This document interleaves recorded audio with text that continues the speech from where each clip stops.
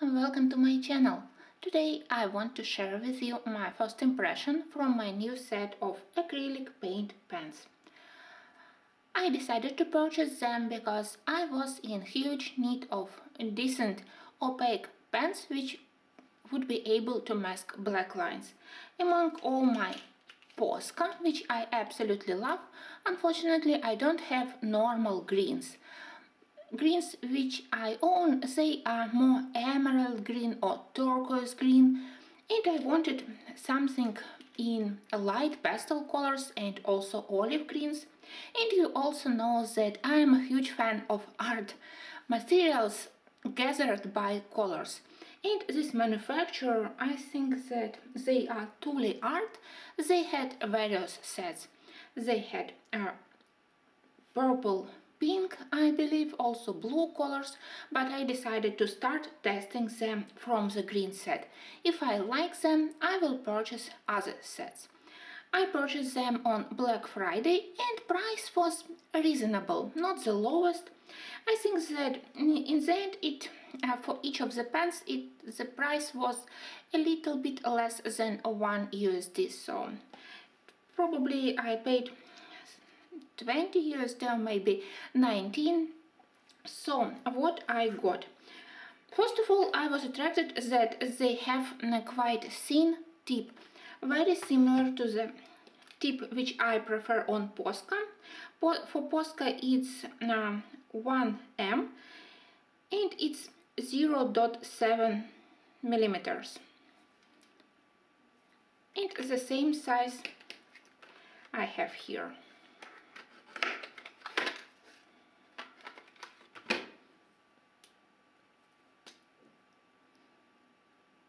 So it was a really good thing. Pens are similar to the acrylic markers which I have from Molotov, but slightly smaller and thinner, just a little bit. What I do love is that they have this clear window where you can see the actual color of the inks, so I decided that I won't be doing a full swatch card as I usually prefer to do, because here I can see the color of the inks and here also. And also in the kit there were several additional things included. So it's their card where they say that it's possible to use it on various surfaces. And other they included additional nibs, which is absolutely great thing for me, because you know that with acrylic pens the biggest problem is that the tip of the marker it's quite often is clotted by acrylic paint, and this dry acrylic paint it's a nightmare to delete, and very often you still have the full acrylic marker which is unable to provide nice lines because of this clot of dried paint. So to have additional nibs which you can replace, and here we have instruction how to do it, I think that it's quite good.